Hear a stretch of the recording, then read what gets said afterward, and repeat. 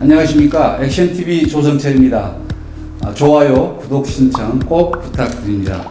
오늘은 경찰청 치안전문지식 자문위원이시고 에듀웨이 인재교발원 박장남 원장님 모시고 지역에서 일어나고 있는 범죄에 대한 사건 개요, 그리고 또 그 내용을 이야기하면서 범죄에 대한 대응이라든지 예방을 어떻게 할 것인가에 대해서 여러분에게 정보 드리는 그런 시간을 갖도록 하겠습니다. 반갑습니다, 원장님. 네, 반갑습니다. 예. 원장님, 최근에 좀 굉장히 극악한 범죄가 하나 있었는데요. 네. 오늘 범죄 파일에서 다뤄볼 사건은 어떤 것인가요? 네, 2008년도에 강주 남구 한 도로에서 교통사고를 유장해서 보험금 9억 원을 편취하려다가 검거된 사건입니다. 그 사건 개요는 어떻게 됩니까, 그럼? 사건 개요는 내연여와 내연남이 내연남의 부인을 독극물을 투약해서 살해한 내연남의 사건입니다. 부인을요? 그럼요. 내연남의 부인을 살해한 겁니다. 그래서 보험금 9억 원을 타서 사치하려다가 덜미를 잡혀서 검거된 사건이죠. 그러면 약물로 살해를 한 거고, 그리고 이후에 또 어떤 그 보험을 타기 위한 어떤 그 사건을 이렇게 조작을 한 것이죠. 네, 그렇습니다. 이 내연녀는 모 대학병원의 간호사였고, 그리고 내연남은 전에 보험회사에 근무한 경력이 있는 사람입니다. 그래서 걸림돌인 자기 부인을 살해하면 두 사람이 마치 행복하게 잘 살 것 같은 생각에 둘이 공모를 합니다. 죽이자. 죽인 후에 보험금을 타서 우리 한번 잘 살아보자. 둘이 공모를 한 다음에 남편이 부인을 유도해서 술을 함께 마십니다.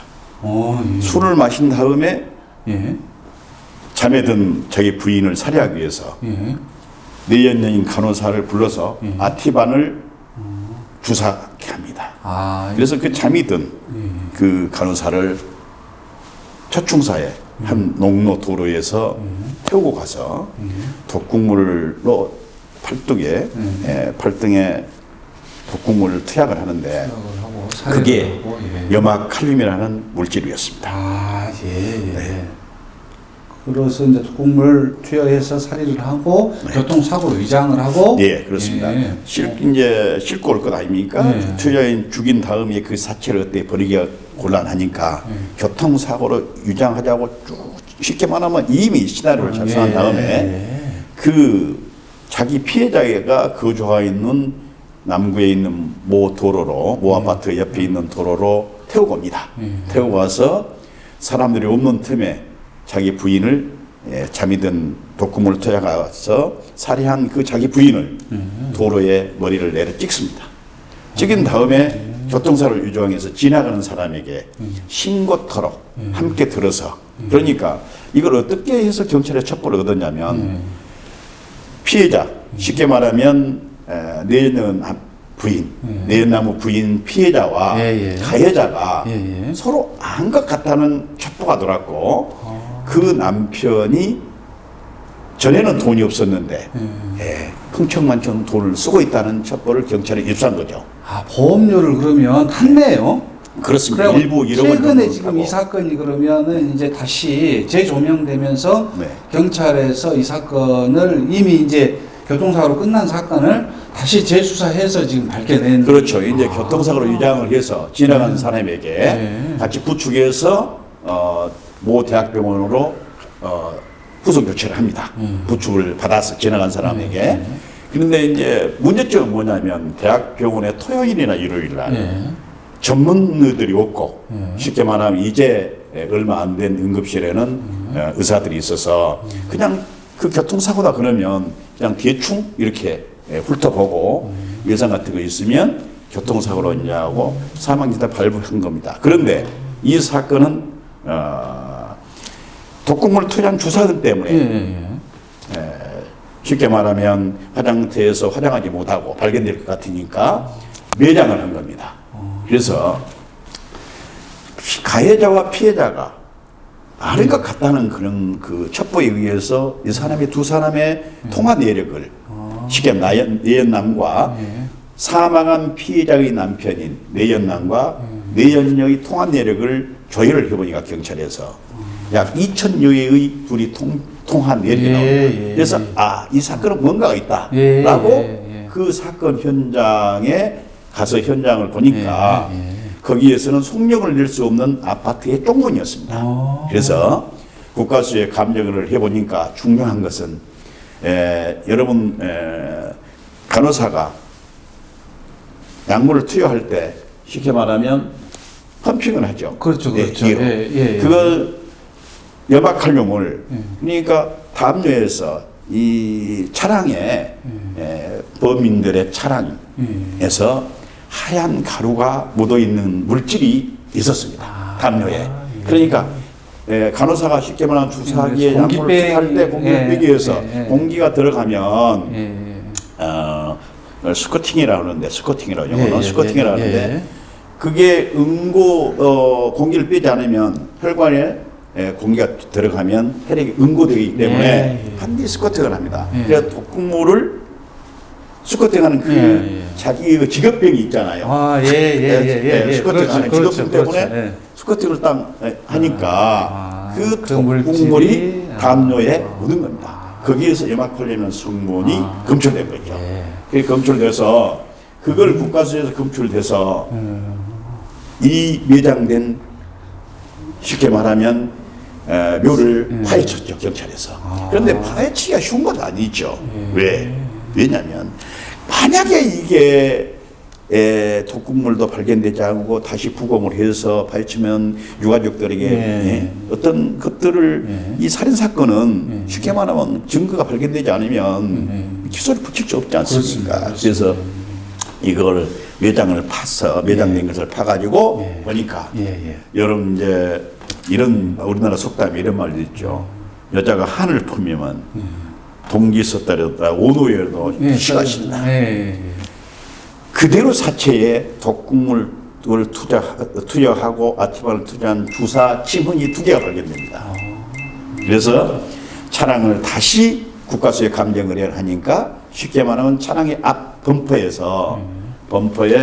미세 증거물이 묻어 있어요. 쉽게 말하면 차량으로 충격했다면 이 옷의 섬유질이 그 차량에 부딪힌 충격 부위에 묻어 있어야 될 텐데 묻어 있지는 않고 섬유질 쉽게 말하면 교통사고 저를 충격했다면 저의 이 의복의 섬유질이 차량의 범퍼에 묻어 있을 텐데 묻어 있지도 않고 또 범퍼가 최근에 충격한 흔적이 아니다는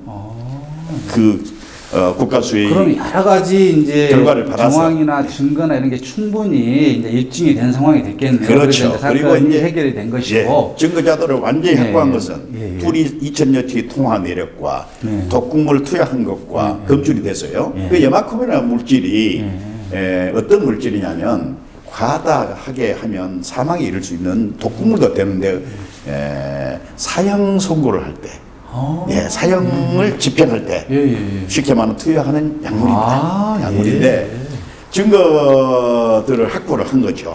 독극물과 그 다음에 통화 내력과 그 다음에 이제 이 가해 피해자의 남편이 보험회사에 전에 근무한 경력이 있어가지고 그걸 검색을 합니다. 어떻게 하면 안전범죄를 꿈꾼가. 쉽게 말하면 디지털 포렌식이라는 말을 들어봤죠. 요새 최근에 포렌식한데 디지털 포렌식이라는 말이 맞습니다. 방송에서는 포렌식 그러죠.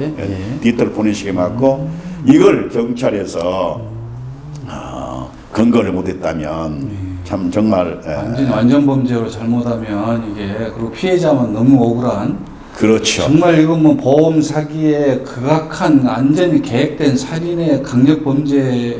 완전 정말 이건 일반 시민들이 참 듣기에도 섬뜩한 아주 흉악 범죄였는데 이게 그냥 묻힐 뻔한 거네요. 그렇습니다. 어떻습니까, 원장님? 그러면 이제 이런 사건들에 대해서 물론 이렇게 계획을 세워서 만약에 범죄를 한다면 대응이나 방어하기가 쉽지가 않을 텐데 이런 이 흉악범죄들에 대해서는 뭐 좀 시민들이 어떤 경각심을 가져야 될지 어려운 문제가 있는 것 같습니다. 일단 경찰에서도 토요일에 교통사고로 사망사고 난다면 그건 확실하게 다시금 확실하게 대학병원 같은 데서 검시를 잘 해야 되고 또 의심을 해봐야 되겠죠. 이 사람도 얼마만큼 치밀했냐면 가족들에게 연락 조치를 하기 위해서 피해자의 지갑에